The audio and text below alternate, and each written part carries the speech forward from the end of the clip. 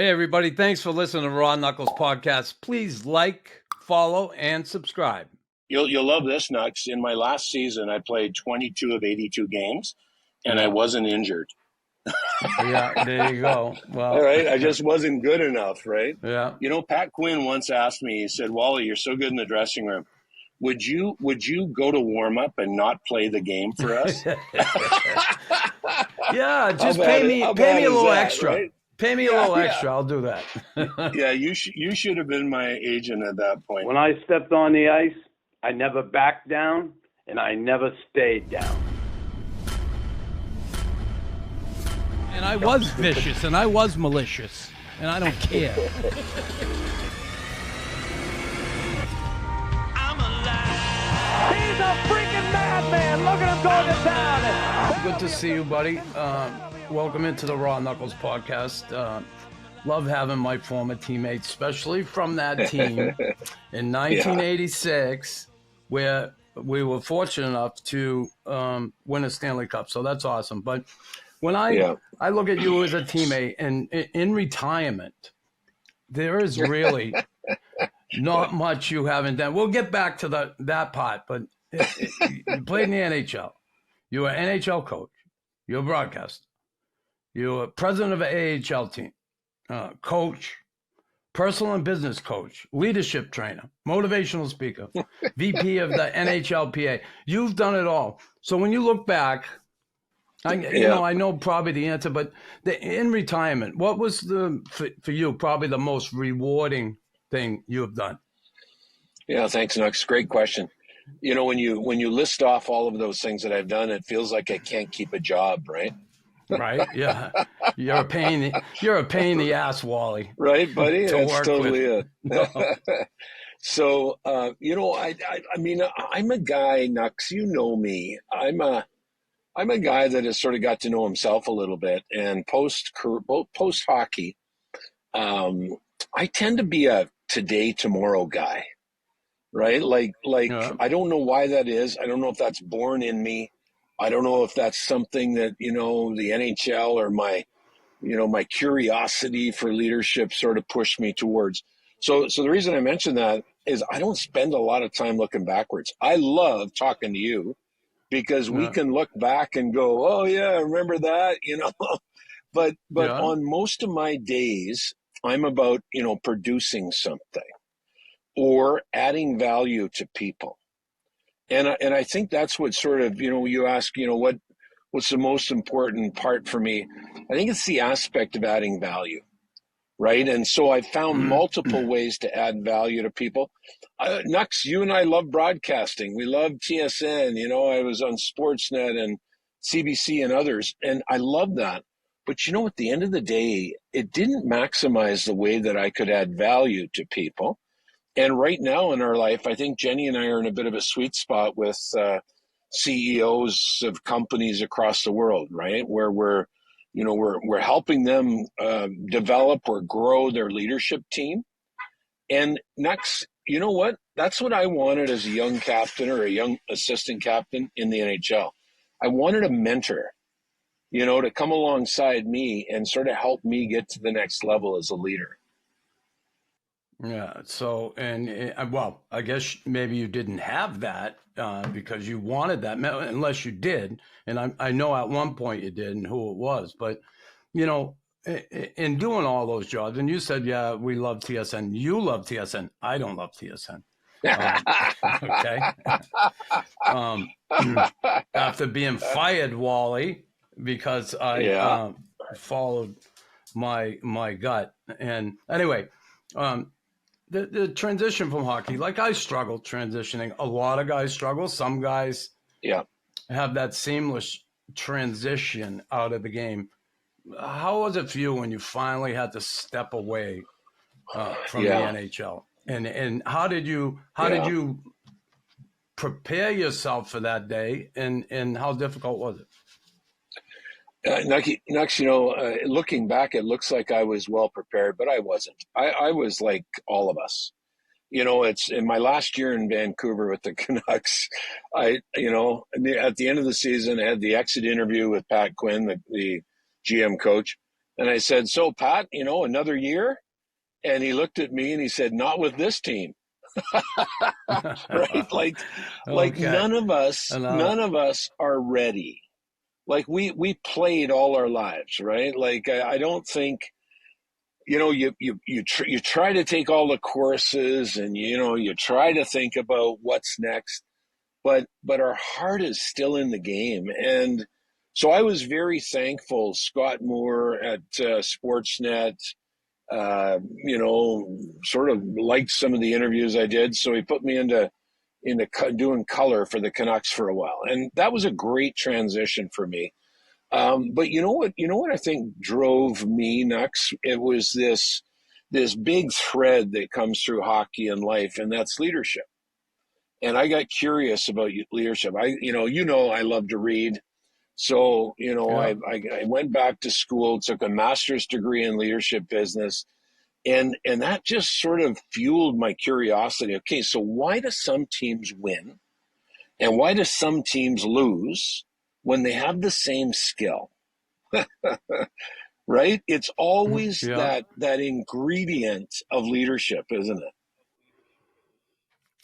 Yeah, there's no question. You got to have good leadership, and just having, played with, having the pleasure and enjoyment I had playing the game, but that leadership part, when being around like a guy like Bob Gainey, and being able to look to him to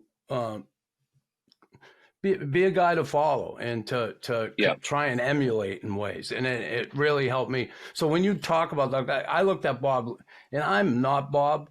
I loved some of the things he did, but who was your role model when you looked at leaders when you're playing? Who was a role model for you? Yeah, I'd point to Bob too. He was amazing. Just, Bob, and for people that, are listening in or watching, like Bob was a quiet leader, right, Chris? Like it wasn't like he was in your face. Bob could get in your face. He had a will. The thing I love about Bob is, I remember some sleepy nights, we wouldn't be playing great. I remember a night in Long Island, we weren't very good. We were losing and we should be winning. And Bob, I don't know who he went and fought. He picked some guy in the corner and dropped his gloves. Right? And you and I are going, Bob Gainey's fighting? Like, what's going on here? You sort of he never did that. Yeah. He never did that. And I love Bob for that. He had a will and he had a feel for people and a feel for the game, but he was a quiet leader. Do you know the thing I love about that team, Chris, Knux, is, Flower in his own way was a special leader, right? Like his smile. Yeah. Don't you miss his smile? Like I miss Flower. I miss his smile. I miss, I used to travel a little bit with him down to practices, and he'd take me in his Jaguar and I'd drive him down in my Honda, right? I just miss the way that he never said much, but if you watched, he taught you everything. Do you remember the way he would sign hockey cards? Yeah. Like he'd have bags, right, of hockey cards. And he didn't get an AE, somebody else, to sign his signature. He was committed to his fans. Like, I love what I learned from Flower. Don't you love a guy like Larry Robinson? Yeah. Like, he's always having fun, always laughing. No question. And he was different than Bob. When you think about what makes great leaders, what made Bob Gainey a great leader in your eyes? Yeah, I think all leaders not have to start with curiosity. Like, if you're not aware of things, if you're not interested in learning about people and things, because we're all so different, right? You and I love each other, but you're different, I'm different, and we come from different backgrounds. And if I don't take the time to know you as a leader, how am I going to get your best? How am I going to get the best out of you? And so I think curiosity is sort of come to the top. But there's many things. John Maxwell says leadership is influence. Right? I'll say that one more time. Leadership is influence. And he's right. At the end of the day, I can have all these great qualities, but if I turn around and nobody's following, I'm not leading. Yeah.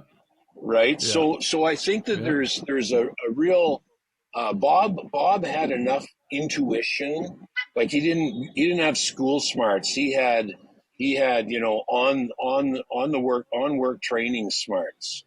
And he was Yeah. curious, and he spent time knowing us. Think about all the different roommates he had.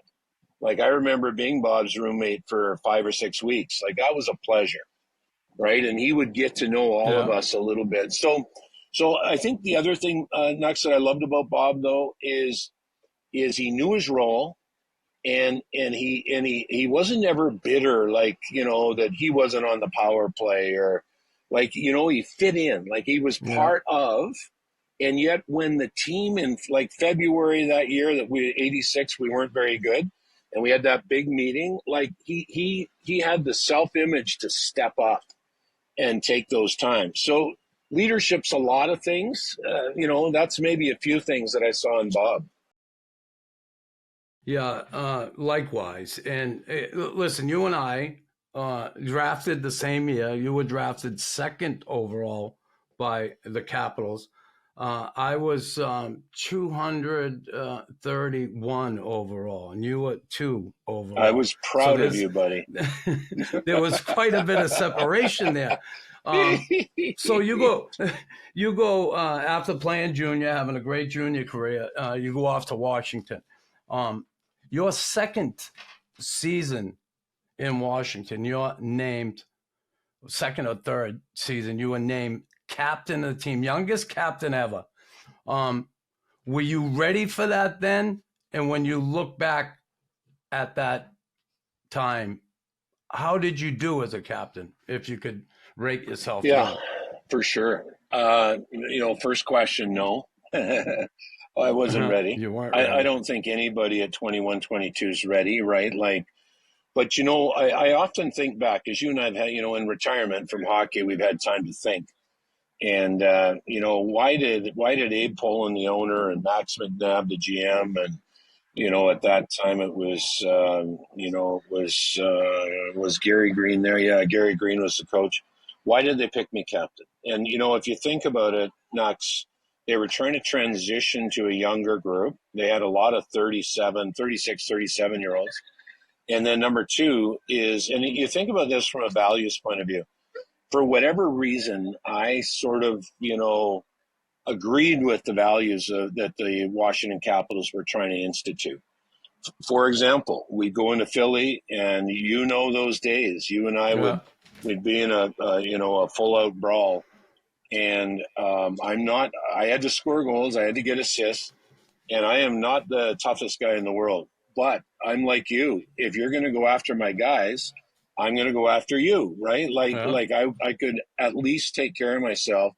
And I had a passion for the Capitals. I had a passion for the team, that we would get better. And I think that's all they saw, Nux. I had lots of faults. And, I was, and this, I was young in my Christian faith, and probably made some mistakes, of just the way that I lived that. I don't know. I have no regrets, but there's lots of things looking back, I would do different as a leader. But, those are growing points too, right? I think one of the great things about leadership is we don't come out of the womb perfect. Right? We No make question. mistakes, and we learn from them. And I think that's one of my greatest gifts is I love screwing up. Yeah. And learning from it, as long as you learn from it. And you brought up being a Christian athlete, and I want to touch on that. When did that start in your life, being a Christian athlete? Was it before you got into pro hockey, or did it happen when you got into pro hockey? Yeah, thanks for that question, Nux. For me, like my mom and dad, I just lost my mom and dad in the last 2 years, and like they're the greatest. Yeah, thanks. They're the greatest people that I've ever known, and they're wonderful people, and they didn't mean to introduce me to God, but they took me fishing every summer. Yeah. Right. And when you're out in the nature and in British Columbia fishing trout or salmon, like you got to be pretty blind to not see a creation. So that started me down a road. And then I had a funny experience. I have a non-religious background, never went to church. And then with the Caps, we had a plane flying over New York one night that had a big dip, one of those ones where you go, shoot. Yeah. And all the big guys in the back of the plane, the big defensemen, they were screaming out the name of Jesus. Yeah. And for the first time in their life, it wasn't a swear word, right? Yeah. And so I got off the plane and I'm curious. Like, okay, if the plane goes down, do I go up? Right? Yeah. So Jean Pronovo was a Christian athlete on our team. And I said, Prony, you know what was cool about Prony? The only reason I went to Prony is Prony had a really deep love for his wife, Deanne. You could see it. He just loved her. And so I went to Prony, and Prony said, I said, Prony, if the plane goes down, do I go up? Yeah. And he had a great answer. He said, I'm not going to tell you. I'm going, what? Like, you're not going to tell me? He threw me a New Testament. Find out for yourself. Yeah, exactly. You read for yourself, kid. Yeah. And I read Matthew, Mark, Luke, and John, and I would recommend to everybody listening, just give one shot, Matthew, Mark, Luke, and John.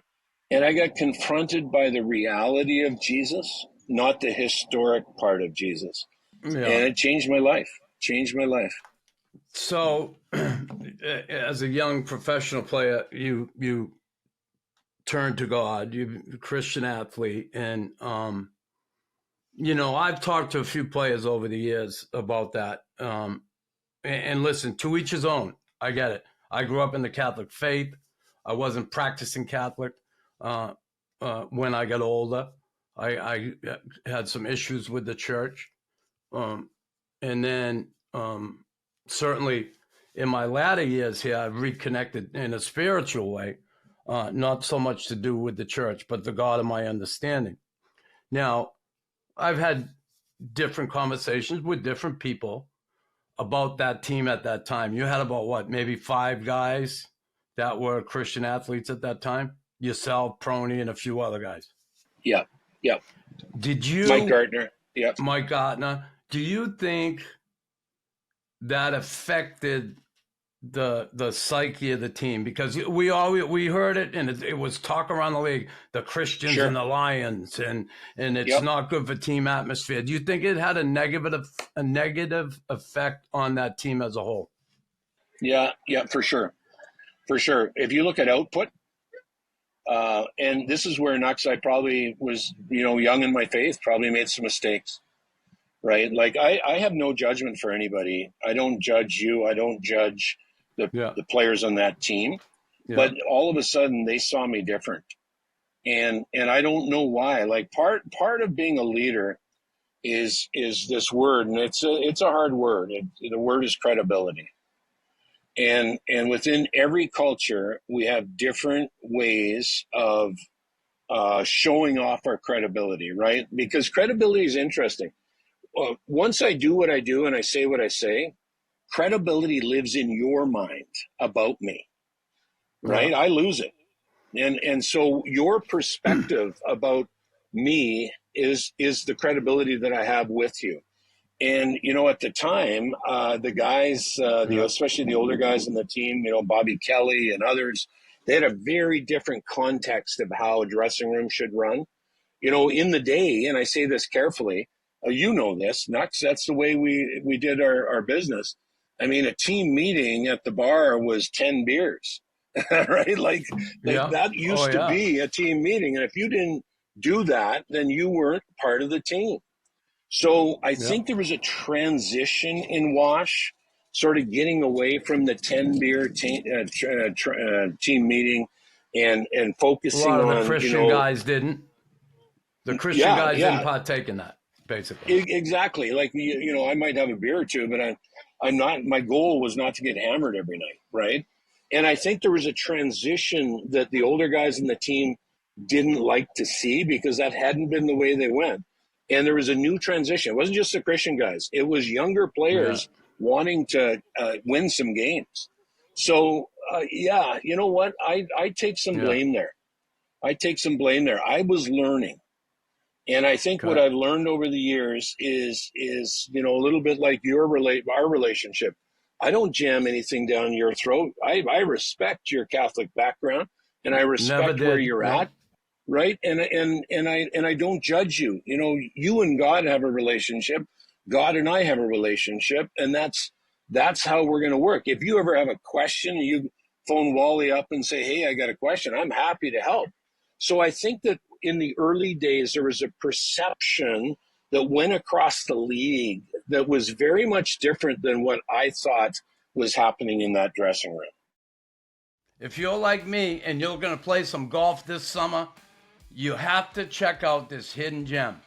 Windmill Heights sits atop the beautiful hills in Notre Dame de El Perot. They have affordable rates and they offer customized membership opportunities for all levels. If you want to book a tee time, call 514-453-7177. Hit them straight. If you love your pet like I love my St. Bernard Adele, you'll want to feed them a balanced, biologically appropriate raw diet. The reason I've chosen Formula Raw is because all blends of their food are locally sourced and they consist of exclusively human-grade meat and organs, as well as fruits and vegetables. And all products used are hormone and antibiotic free. So like I said, if you love your pet like I love Adele, you'll choose Formula Raw.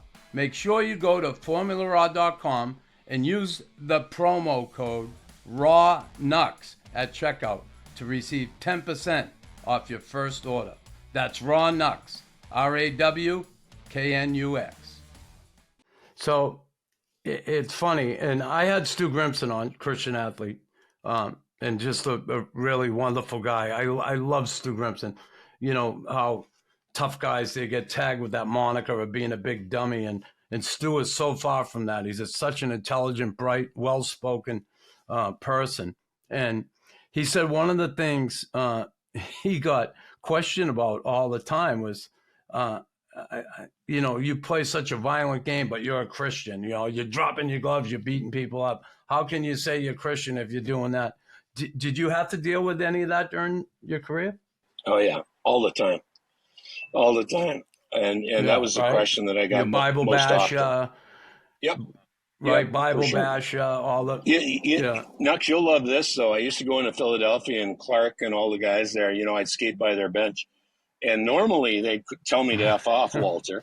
I skate by their bench after, I don't know how they knew I was a Christian, but they'd say, "Well, Walter, go read your Bible." I thought it was I thought it was an upgrade, Knux. It was an upgrade. Come on. I guess it was.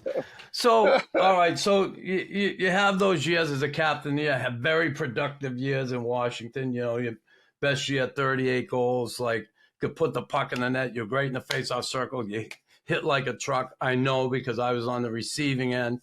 I remember Brian Murray used to say, "Hey, Nyland, try Ryan Walter." And I'm like, and he was funny. He'd be right up my butt all the time. Yeah. Try Walter. Anyway, so you end up being part of a big trade. The first round overall pick in Washington, Rick Green. The second overall pick, Ryan Walter, going to Montreal for Langway, Engblom, who else? Lachlan. Jarvis, Lachlan. Jarvis. Yep. Right? Four players for you, too. Now, you come this way. How, listen, when I got traded from Montreal, it almost broke me. Yeah. I was so passionate. I love the organization. But now you're leaving Washington, coming to Montreal, but you still get traded. Did you feel a sense of failure? Do you felt like you failed at your mission in Washington? And here I am. They're getting rid of me after 4 years, 5 years, whatever it was. Yeah, Knux, you've nailed it. Isn't it funny when we get traded, we always look at who traded us and why would they trade us? We very seldom pause and think somebody else wanted us. right? Like you Right. don't look that way. Yeah. But you know, I'll never forget the headline when Rick Green and I landed for training camp after the trade in the Montreal Gazette. I think it was Red Fisher, my buddy Red, your buddy Red, Yeah. had this big headline, right?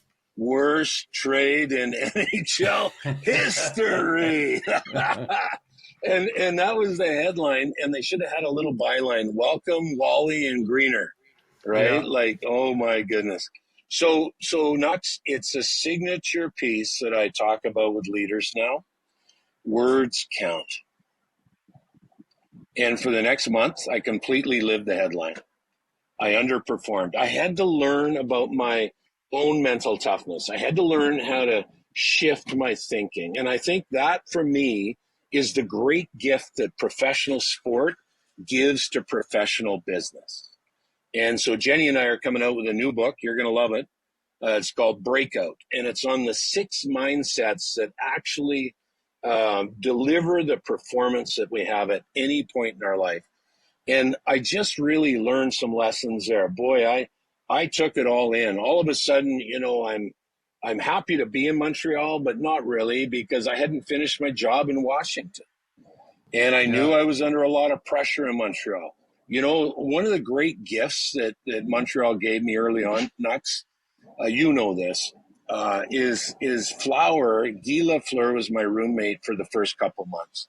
That was such a gift, right? Like he's over smoking his cigarette over by the over by the window, the cracked window, and he's saying, "Sorry, Wally, sorry, Wally." I'm going, "Flower, you can do anything you want. You're Guy Lafleur. Come on, you know." But just to be able, he settled me down. Yeah. Right. To watch him deal with pressure, and to understand, you know, how I'd already learned how to be a player at the NHL level. I had 38 goals that year, but I hadn't yet learned how to be a professional at the NHL level. And Flower and Bob and Guy and Larry Robinson and others, you know, taught me that. You know, it's great that you say that and you recognize that. And I think back, and we talk about leadership, Bob Gainey and Flower and Larry. You know, I remember, and you were there then, and it was early, it was before you were there. I remember I had Bob Berry was our coach. I had like 3 fights the night before, and the next day in practice, I mean, I was sore, I was hurting, and he skated me like a dog, laps, and I was pissed. Yeah. I was pissed. And I came to practice the next day, and I had a friggin' face on like you wouldn't believe. I wanted him to know I was pissed off. I wanted everybody to know I was pissed off, right? We have our bad days, right? But I wanted everybody else to feel what I was feeling. And, you know, immature and self-centered, obviously, because I was worried about me and the way I felt. Like, you know, here I am sticking up for my teammates, doing what I'm, and you treat me like this. I was appalled. Anyway, Bob skated up to me, and he said to me, "Chris, what are you doing?"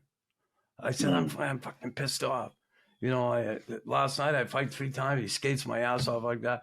He said, "Come on." He said, "You don't realize how much you being like this affects other people in a negative way. This team on this ice, you can't come out here like this. You know, you're usually out here laughing, joking, and working your butt off, and you come like this, it has a negative effect on everybody." It was the best piece of advice I had early in my career. And so good. You know, when you obviously come here, you bolstered our team up front as far as size. We needed size and some talent, and you certainly were that. So you get settled in. It was nice that Greeny was with you to come here. I'm sure that was comforting in some aspect. Did you have any trepidation when you were thinking about coming here now? You're leaving a team with some Christian athletes. You're coming to one, and you know, probably a lot of guys are everybody's going to know, oh, here comes the Christian. right? Yeah, that's a great question, Nux. A great question. I didn't. I had so much respect for you guys, and my goal is just to fit in, be a good teammate, have your back. Like, that was my goal. But lots of little things, like you'll laugh at me. I mean, you know this. You and I had a conversation when Flower retired. I mean, you told me it was awesome. We had a great conversation. The retirement parties at the Shea, and it's one of the things that it's still today. I wish I could have been at that party, but for me, it was a values thing, right? Like for Jenny and I and my faith. Yeah. And that, like, my heart was totally with being there. And yet, it's interesting, the decisions that we make along the way that are not right. They're not wrong, but it's who we are at the time. And so, no, I didn't have any problem with anybody on the team. It was wonderful. I am so thankful for our time, that you and I had in Montreal, and Jenny and I had, 4 of our 5 kids in Montreal. And, actually, I got a great story for you. You're going to love this. I don't think I've ever told you. So I'm in my last season now, and Burnsy is awesome. Like, Burnsy, and I'm at the end of my time with Montreal. Yeah. And Burnsy's in a hard position because he's got to pull back my ice time, and give it more of it to the young guys, and none of us like that. No. So I'm trying to be a really good leader. I'm trying to be a really good team player, and it was a hard year. So end of the season, Donna Stewart calls me and says, "Hey Ryan, Serge would like to have a coffee with you." Oh, really, Donna? Yeah. What do you A think? cappuccino, or is it black with no sugar? What do you think's coming? So Serge is awesome. I loved my time with Serge and my meetings. Wasn't he great? I just talked to him yesterday for like a half hour. We had a great conversation. Anyway, say hi. Yeah, say hi to Serge for me. So he's got the big cigar and he's got his coffee, and Serge, he asks a question, and he's really a good listener. So I'm going on, and he turns to me after a while, and he sort of gets me. It's totally out of the blue. He says, "Wally," he said, "would you like to be an assistant coach on this team?" And I'm going, Serge, like I right think now? I think I can still play, And he looks at me, he goes, "Well, would you like to be an assistant GM on this team?" And I go, "Serge, I think I can still play." And he says, "Wally, would you like to scout?"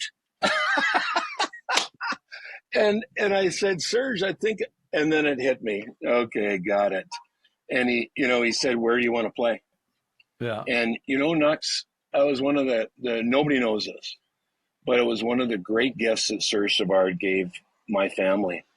My little sister Donna had gone through a postpartum depression after her first baby, and out in Vancouver had actually jumped out of the hospital window and broke everything in her body, but landed on a little bush, and I didn't know that. didn't hurt her head, and she came out of it, broken but alive. And at the exact same time, Serge said to me, "Where do you want to go? Where do you want to be?" And I said, "Serge, I want to go home." Wow. And he called Berkey. He picked up the phone, called Berkey, and they had the deal. There was no deal. I didn't get traded. I always say to people, I didn't get traded. Serge just moved me. Yeah, that's and awesome. And yeah, isn't that beautiful? Like, that's, for me, that story that nobody knows, Nux, is why the Montreal Canadiens, I don't know where they're at now, but we're a tremendous organization. Yeah, there's no question. I look at that the same way. I mean, even though Serge traded me, he brought me back at the end. So I was able to start. He knew I was brokenhearted over that. And he knew that for me to come full circle and retire with the big CH on my chest, how much that meant to me. And it's still today when I think about it. But I said, you could have saved me all that pain and agony if you just got rid of Perron instead of me. You should have got rid of that bastard Perron, I said. But anyway, it was awesome. And Serge, one thing, Serge, when we think about general managers, and I think about the business part of it, Serge Savard's strongest point was being able to manage people. He was a great manager of people, situations, something come up, just like this one with you're talking about. Yeah. And he was able to manage that situation. I truly believe, I put him in a bad situation when I had my issues with the coach. I totally understand that. But, you know, and I've said it to Serge, and I still don't believe his answer, but I really think if his best friend didn't die the day before he traded me, that I think he would have taken a step back and thought about it a little more. I think he was like, I don't have time for this right now. You know, he had to bury Claude St. Jean, his best friend. Yeah. And I truly think that had an impact on him, but regardless. So, that time in Montreal together. And, you know, I remember I used to ask you questions about the Bible on the plane. And, you know, we'd joke around, we'd talk. You know, but I, like many other players on that team, totally had respect for you as a person and certainly a player, but a person even more. To me, you were really one of the nicest men I've ever met in the game of hockey, honestly. And certainly the nicest man I ever played with in the game. There's no question about it. Thank you. I always had that respect for you. And then the way you played the game. And back in those days, boy, did we need the beef. And you certainly, you were beef up front. You were awesome in the faceoff circle. You did get hurt the playoffs there for 85, 86, the Stanley Cup year, but you had such a big part of that season with all of us. How was that for you? Because I know how painful it was for me when I had to sit out that last game. I had tore ligaments in my ankle, and they shot me up, and I skated in warm up, and I told Serge I could go, and he said, no, big boy. He said, your right leg can keep up with your left. And I'm like, okay. But in hindsight, I look back, Wally, and I said, Steve Rooney got in the lineup that night. He got his name on the Stanley Cup, which is awesome. So out of the negative for me, I know. It was, but at the time, I had a really hard time like sucking up that one. That was because I wanted to be on the ice with my shirt sweating. You know, how difficult was it for you? Oh, Knux. That's the hardest part. Like, right? Nobody. There's another. You have such good questions, buddy. There's another one that most people other than you guys know. Like I broke the ankle. I broke my ankle at 3 games to go in that season, and now I've got a cast on it. Back in the day, they would cast it, and I am as pissed off as I've ever been. Right, like. I know what's going to happen here. We're on you remember that team? We're on a real roll. Like we were feeling good. Oh my goodness. Boston, right? You roll in and then Hartford. Hartford, game 7 overtime, Pepe, right? Like it was just rolling. Here's what happened to me. And I love telling this story because I think it gives people hope. I didn't know how to handle that situation. I was so upset at something that was outside of my control. Yeah. So if there was ever a time in my life where I could turn and blame God, right? Like that was the time, because what am I going to do? I got a broken ankle. So I remember this. I went about 10 or 11 days after that broken ankle, and I was in a funk. I was like you were, wanting to show everybody you're upset. Right. And I had the pity party, and I was just staying out of everybody's way. I didn't want to talk to anybody. And then it hit me. And I don't know if it's a God thing. I give him the credit, but I don't know if it was just learning. Day 12, I changed. I made a deal with myself that I would not suck energy out of the team, because I had to be around the team. I was going to be in the dressing room. I was going to be working out. And here, I don't know if you know this, Knux, I made a deal with myself that every time you guys went on the ice for practice and game, I wouldn't watch the game. I'd work out.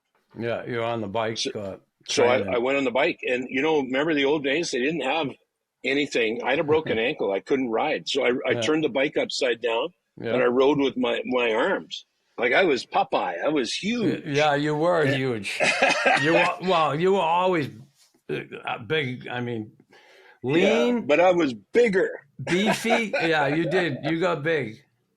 So the point that I think is important for the organization was your point and Bob Gainey's point is through the difficult times, we don't suck energy out of other people, right? We go to work. We know what to do. Yeah. And it was almost like a big slap in my face. Come on, Ryan, you're a professional. You know how to do this. Go to work. So I went to work and I was ready. And, Eric Lensner came to me after the New York series, and now we're going to be in the Stanley Cup final. And our orthopedic surgeon, Eric Lensner, said, Wally, I've been watching you work. You're ready. I know you're ready. You're unbelievable. He said, you want to take an x-ray? And I said, oh, you're such a good doctor. and he held the x-ray up and he did what no doctor should do, right? Knux, he said, oh, darn. Yeah. And there was a slight little line there. Yeah. And then then Eric he's watching me. I pretty much got tears in my eyes. And he says, Wally, I shouldn't do this, but you want to try it? I said, oh, you're such a good doctor, right? Yeah. And so lots of freezing, lots of tape. The first practice, it flops around a little bit. Second practice is better. And I get a chance, Knux, to get back into that, as I felt so bad for you, back into the last 5 games. Yeah. And for me, that's a signature reminder in my life. Don't be a victim, Ryan. Yeah.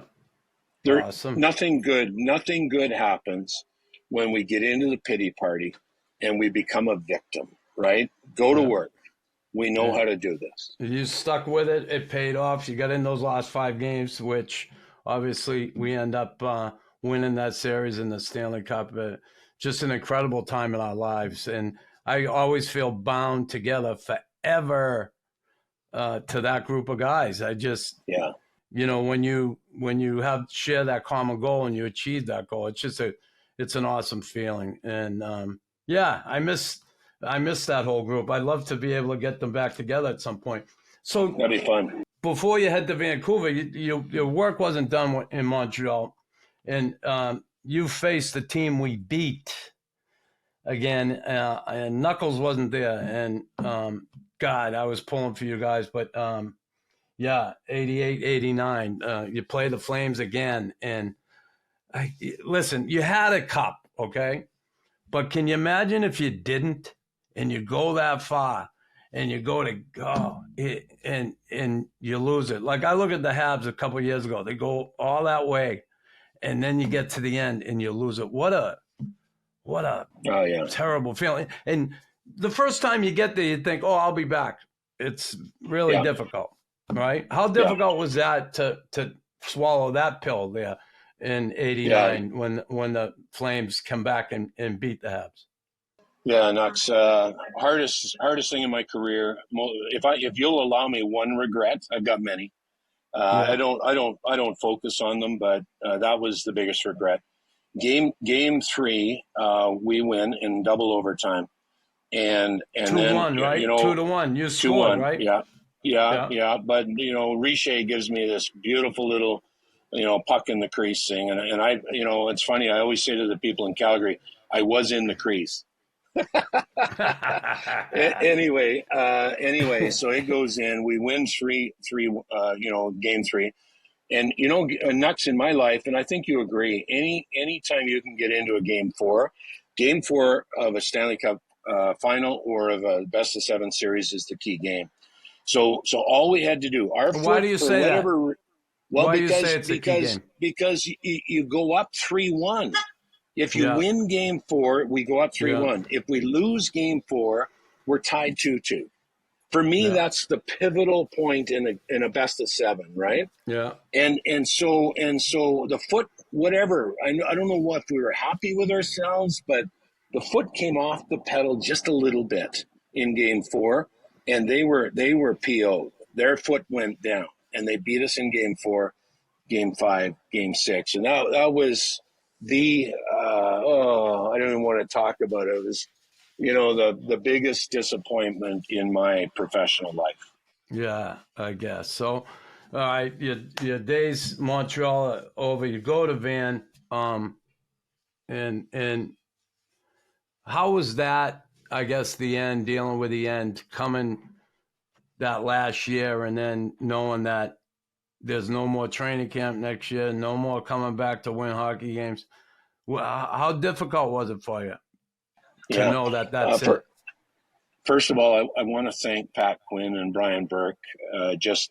They allowed me to get 1,000 games in. That was awesome. I'm so thankful. Right? Like it was all them. You'll love this, Knux. In my last season, I played 22 of 82 games, and I wasn't injured. Yeah, there you go. Well, all right, I just wasn't good enough, right? Yeah. Pat Quinn once asked me. He said, "Wally, you're so good in the dressing room. Would you go to warm up and not play the game for us?" Yeah, just pay me a little extra. Right? Pay me a little extra. I'll do that. Yeah, you should have been my agent at that point. So it was a real joy because I got to play a little bit in front of mom and dad, and just got to go home. Got to help my little sister. How is your sis, by the way? Yeah, thank you. Donna's doing great. Awesome. She still struggles with depression. I love her so much. She's had a hard life, but she's hanging in. But I got a chance to meet a bunch of new people, right? Like roomed a lot with Trevor Linden. We talked a lot about leadership, a lot about how do you run a dressing room, things I'd learned from Bob Gainey and others in the NHL. And then, at the end of our career, Jenny and I wanted to grow our kids there. And so little Emma comes along. She's our little gift, our fifth child. Yeah. And we just got into broadcasting, got into business, went back, from there, sort of I think the key signature piece was I went back to school at 45 and did the master's degree in leadership. And that really set up the rest of our life. I can't believe, Knux, that you and I are a young 65. Right, Wally. So it's 5 children. It's 4 boys. 3 boys, 2 girls. Three boys, 2 girls. And you started off with 3 boys, didn't you? Right off the hop, wasn't it? We had Christy. No. So Christy was born in the year we won the Cup in '86. Okay. So, and then the 3 boys, right? Yeah. Yeah. Okay. I was gonna say, takes a man to make a man, Wally. Right? But yeah. God, time does fly. And I remember Big Larry coming to the locker room one day, and it was after practice, and I was sitting there and I was joking and laughing, and he's standing right up above me, and it was like my first full year, so my second year, and he's looking down at me, smiling, and he goes, "You're having fun, aren't you?" I go, "Yeah, I am." He said, "Well, enjoy it because it's gonna go like that." Yeah. Right? And did you find that it just flew like it flew? Oh yeah. Yeah, huh? Crazy, Knux. For you and I, I think the one thing we share a lot in common.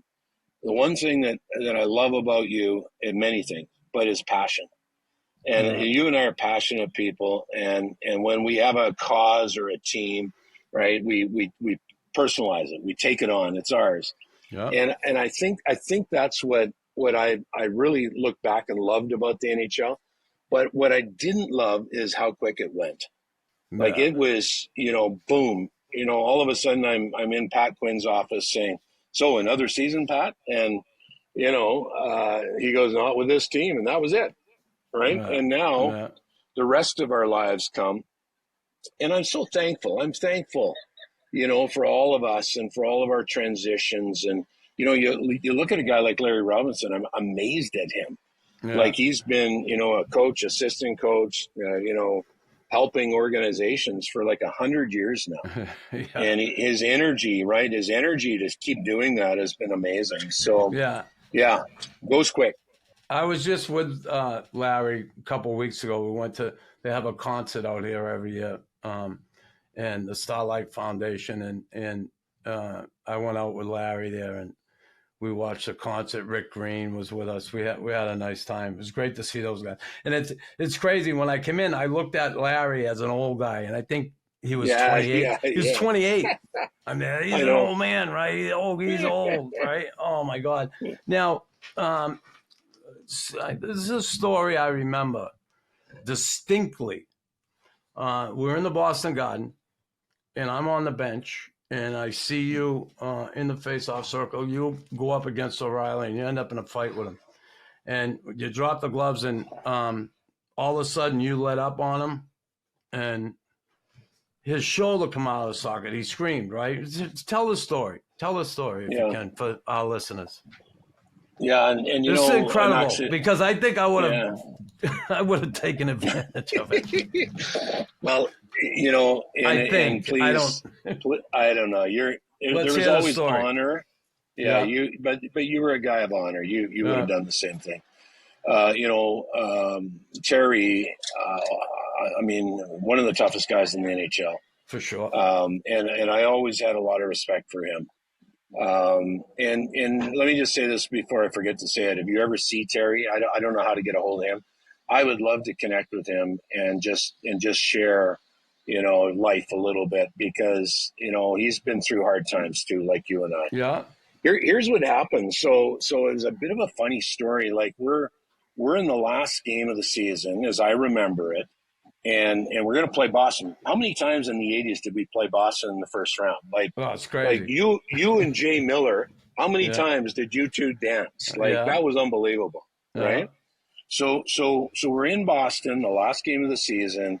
We're going to play in Boston the first round of the playoffs. I mean, we're not stupid. We know what's coming, right? So in the first period, I get in a scrap. Well, I don't even remember who it was, but some big idiot came after me.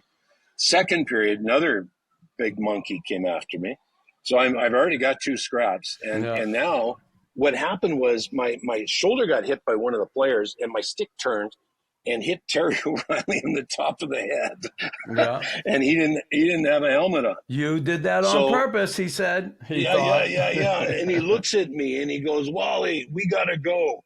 And I'm thinking, I'm hoping it's like to Starbucks or maybe Tim Hortons. But no. And Knux, I'm not a very bright guy because I know he's left-handed. Yeah. But it's just when the lefts start coming, you're not ready for them. No, you're not. I got that lesson. If you look at that fight on I don't know, YouTube or somewhere, I'm taking them. And then we go down. And for the first time in my professional career, I'm on top. Yeah. Right? Like I'm on top, and I am gonna get the best punch of my NHL career on the toughest guy in the NHL. He's not moving. and he looks up at me, he says, "Wally," he said, "my shoulder's up." And I looked down at Terry and I said, "No problem, Taz.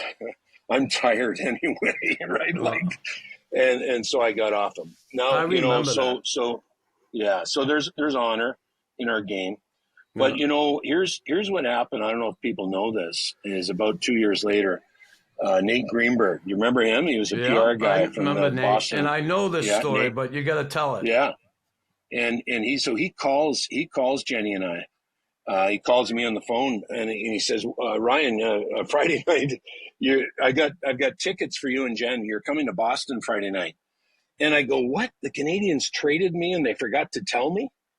And he said, No. He said, "We'd love to have you." He said, "But it's Terry O'Reilly's retirement party and he wants you and Jenny to come as the only non-Bruins." That's unbelievable. I heard that story and I'm like, it's unbelievable. And, And I suppose if that never happened, would he have invited you? I don't know. I don't think so. No. Yeah, right? No. And that, I heard that and I'm like, man, that's so big. It was big of you to do what you did, but even him, big of him to count you in, that's huge to have you there. I think that was so cool. Yeah. So couple things. I wanted to talk about that. Some of those lessons that you learned in the game, how do you apply hockey lessons, that leadership part? How do you apply those to the real world? Yeah. In real Every world time, situations. Yeah. Do you know, I did one thing right. I did a lot of things right. I married the right girl. Jenny puts up with me. She's amazing. Yeah, She's she amazing. is. But you know, I don't know if you know this. Early in my NHL career, I have no idea why I did this, but I started to journal. So I would sometimes be up, sitting at breakfast before everybody else, and I had this little journal. I had this pen, and I just write down ideas, and I'd write down stories. And am I ever glad I wrote the stories down? Because all of those stories I now use corporately. And we so that story there of Terry O'Reilly, like, I remind leaders that when you have a great organization, it's defined by the honor that you give each other. And honor very seldom happens when things are good. Honor happens in the fights of our life, right? Yeah. It's when we honor each other. So next, my goal is to try to take the metaphor from the game of hockey and actually, take the principle out of the metaphor and allow people to apply it in their business or in their life or in their marriage. And so that's been, I've really enjoyed that because it takes me back into the stories of our game. So, and I love what you said there, and those metaphors. Just say some of those things we hear in the game. Step on their neck, kick them when they're down. In the game of hockey. Yeah. Now, do you apply those in the real world? Those metaphors, or what if you're talking to someone, they say, "Hey, we're in business. I gotta give it to the next guy," and I'm here to make money. I'm not here to be nice. I'm gonna screw the next guy. How do you deal with those kind of situations? Number one, Knux, we do a little bit of a pre-brief with most of our clients, and one of the key elements is their value statement, right? Yeah. So if a company has values that say, screw everybody, we're going to know that up front, and we're either going to deal with the client and try to change that or no.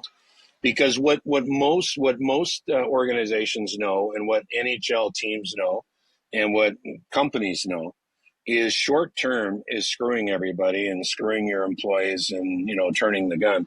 Long term growth comes from having the ability to really bring people along and being part of the organization, like you and I remember with the Canadians. Oh yeah. So I think that when you hear that language, there's a little an author, I can't remember the name of the author, but they said this: that language defines reality. So the language that we use defines the life that we live. Okay. And so Jenny and I listen in a lot. We also teach that statement, that idea, to leaders. What are you hearing? What are you listening into? Because you need to know your culture, and then you need to, one conversation at a time, you need to shift your culture towards what you want and away from what you don't want. And I think you and I learned that in Montreal. Yeah, there's no question about it. In Montreal, we learn that, and the culture was such that, it had such a family type atmosphere, and certainly in today's game, when you think about it, and we're not there, but from looking at it from the sidelines, it's difficult to recreate that type of culture because of the free agency and the way guys move. Like, we were together for a while. Yeah, there was some, we have one maybe rookie coming in a year, and then maybe if there was a trade, we had a new guy. But for the most part, the core of that team stuck together for a long time. And man, that's where you really get that tightness, that family type of bond. And we certainly had it. It was so awesome to be part of something like that. Incredible stuff. So, segueing into today's game and looking at the game today, what are some of the major differences in today's game from our game? Okay, we know the fighting part of it, as far as you're looking at it. And what is something today's game could use from what we had back then? Yeah, yeah, yeah. So I'm watching like you, and I think what you said is really important. And fans need to know this is you and I are not in the Montreal Canadiens dressing room right now, Yeah. so we have no idea what the culture looks like. We have no idea what the relationships look like unless you're in the dressing room. Yeah, You don't know. I say that all the time to people. Don't Right? have They a say, clue. "Well, how come the Canucks aren't winning?" And I just say I don't know. Right? I don't know who they are. But I think next there's so the game has changed. The speed has increased. The fighting's reduced. There's lots of things that we can point to. But you know what's beautiful is that the skill has maybe increased or changed, but the principles don't change. See, that's what's beautiful about high performance and leadership, right? The principles that worked in the 80s and the 70s and the 90s are going to work today. And so those principles, like the values of Bob Gainey, right? The way that Bob Gainey treated people, right? The way that Bob, interacted and created a culture. I'm not just pointing at Bob. We're not trying to blow smoke at Bob. But he was It was every great leader. yeah. Right? And if you think about it, everybody in that organization did something to help create the culture. A guy that very seldom gets any credit is Ron Corey. Like Ron Corey, like he think of the poinsettias that he used to send our wives at Christmas. Yeah. Right? Like they weren't just a little poinsettia, Knux. Like it was the whole door. Yeah, right? Yeah, it was huge. And so our wives look forward to that every Christmas, every Easter.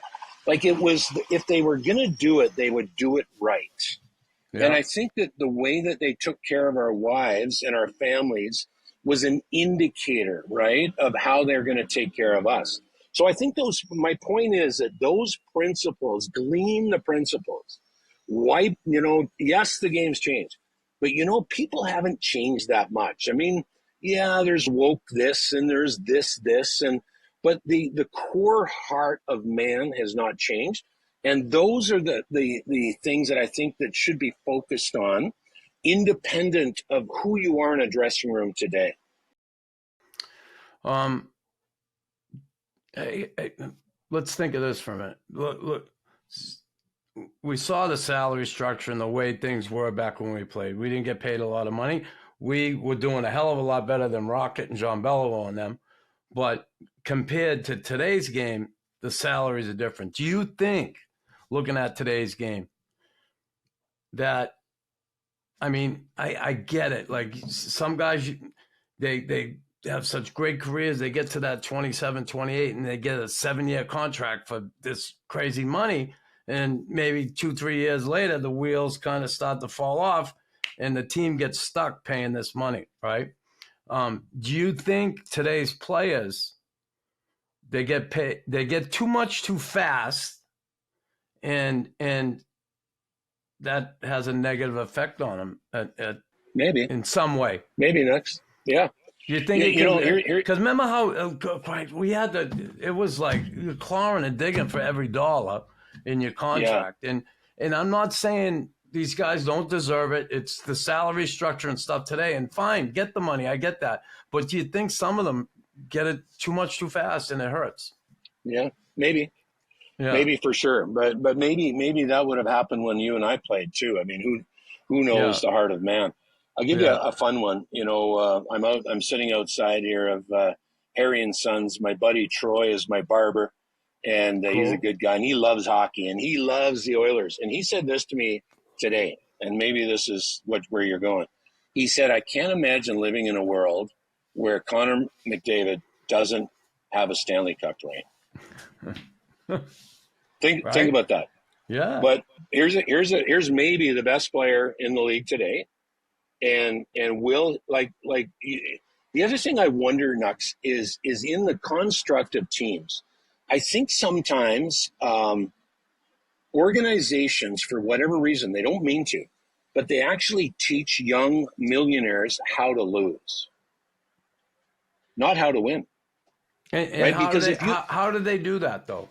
So it's momentum. I want to know that. It's it's momentum. Like if you don't find a way to win early, you actually sort of get apathetic about winning, and losing is okay, right? Yeah. Like it's, oh well, we didn't make the playoffs. Oh well, we lost in the first round. Like, you know, in '89 when we lost to Calgary, the whole province went into mourning. Like, we were idiots. We were awful. I'm not saying you should do that, but I think you do, as organizations today, need to be really focused on finding little tiny pieces of the way you're playing to actually teach people how to win and not allow them to lose. It's funny you say that, because I'm going to go back to our old boss and my old teammate, Serge Savad. Last year, we were talking on the phone, and he said, "Did you go to the game last night?" And I said, "No, I wasn't there." He said, "Well, I was there. They lost 7-1. And I walk out of that building, and I'm going, and I see everybody. They were happy. No one was, all the people were like happy. Like, and you know, his point being, like, the fan base, it seems like they're just okay with losing now, you know, and it was never that way. It was never that way. Is that society? Is it, you know, all these people now who just haven't experienced what that was like to have a team that won every year, was up there in the standings, was in the playoffs every year. I made the playoffs 12 or 13 years. 1 year I didn't. We lost on the last day when I was in the Rangers. Okay, there's a few more teams, but still, it was still difficult to make the playoffs back then. You know, maybe not as difficult as today, but, you know. So I think we're coming a bit of full circle, and you've had brilliant questions and comments and ideas, buddy. Yeah, and I think full circle, because I think what can happen today, and this is the heart of man, right, is it's easy to blame. So if I'm a player that loses a game 7-1, I can turn to the GM and I can blame the GM. I can say, you know, we don't have enough talent on our team to win. Yeah. And how many times do you hear that? You hear it from agents, you hear it from, right? And then I can certainly blame Canada and Montreal and Edmonton and Toronto. Okay, so there's way too much pressure to play my best game. Come on. Yeah. And so here's where we come full circle, Knux, is people have a choice and players have a choice in our game to become victims or victors. Yeah. That for me is the defining piece of your life. You can have $1 billion when you retire, but are you going to win the rest of your life, or are you just going to be a victim and say, oh, you know, the government screwed me? Yeah. Right? Like it's an attitude that is a projection of the rest of their life. Yeah. Yeah. Wow. That's good stuff. So, Wally, 1,000 games in your career. If you were a scout, for the people who don't know Wally, how would you describe Ryan Walter? Now, we hate talking about ourselves and how we were, but how would you describe Ryan Walter if you were the scout? Do you know, before my dad passed, Knux, and he was the hockey guy in our family, and I, you know, we used to watch, you know, Hockey Night in Canada. I mean, come on. You know, my dad played a little bit and was my coach throughout minor hockey. And you know what my dad used to say, and he said this 1,000 times, and it was never about me. But he said it about players, you know, Dave Keon in the day. And he would say this. He said he was an honest player. Yeah.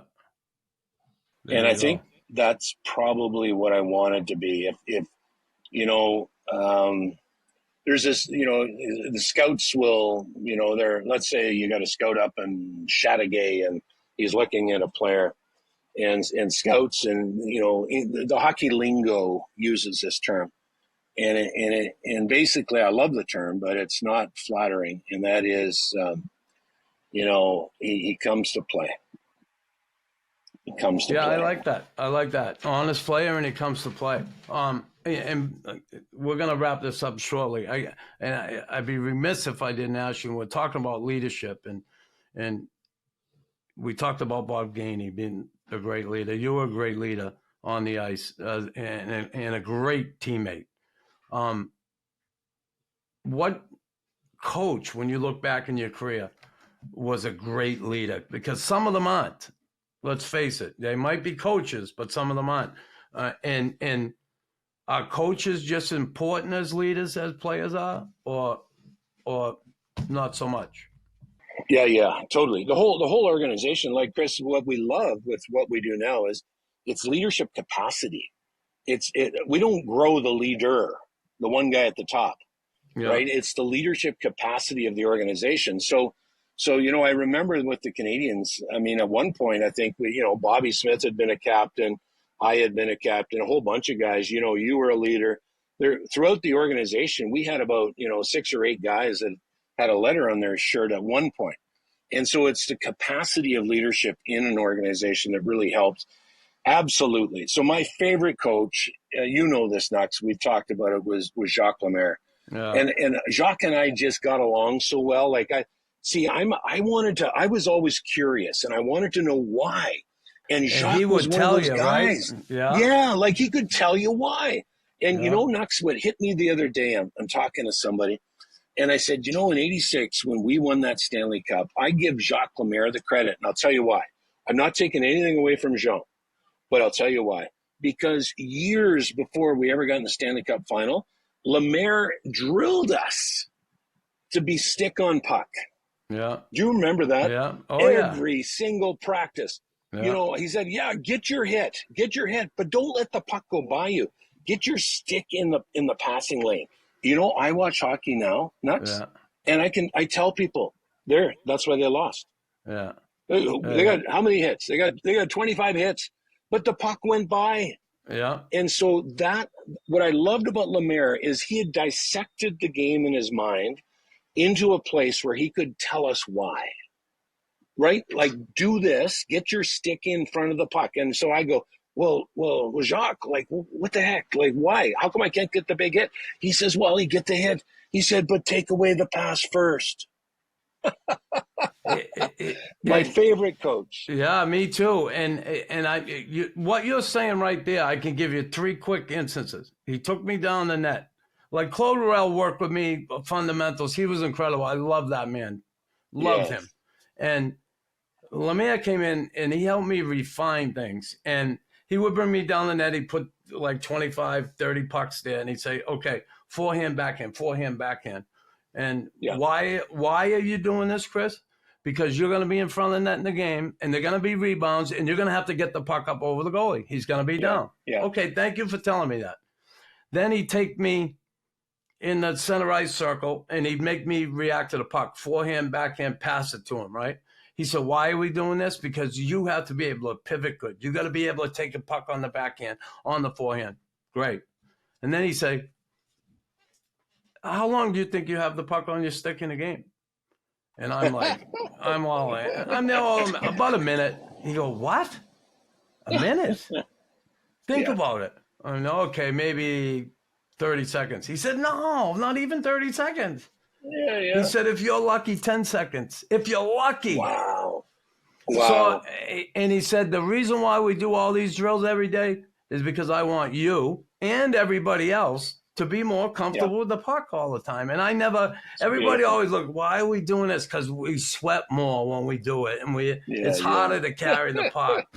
And everything had a purpose. He was like, incredible. All right. That's it, Knux. Wally, a couple of things. One thing before I let you go. Give my best to Jen and kids, everything. Thank you. You're a wonderful man, wonderful human being. I love you. Always have, always will. What's the first sentence of your eulogy?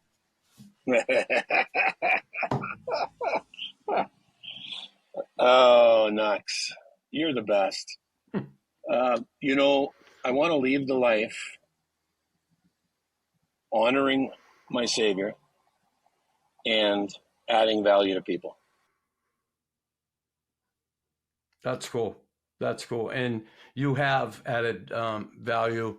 Maybe before you even got to that point, you've added so much value, I know, to people's lives back when we were playing. You did me. I always had the utmost respect for you as a person, a human being, and a hockey player.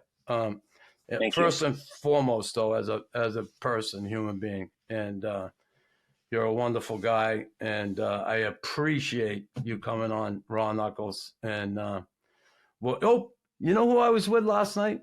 I think you'll like this. And I had dinner with him. I played golf with him the other day. He had called me. He's in town. Peter Svoboda. Oh, how's Peter doing? Peter's good. You know. Good. We went for dinner, Jamie and I and his girlfriend last night. We had a nice dinner downtown Montreal, and Pete's great. It was good to see him. And actually, he's trying to set up a golf game with myself, himself, and Mr. Corey. So I think we're going to do it next week. So I will make sure to say hi to those guys for you, Wally. And I appreciate you taking the time today, pal. No, my pleasure. Can't wait for our next interview. You're so good, buddy.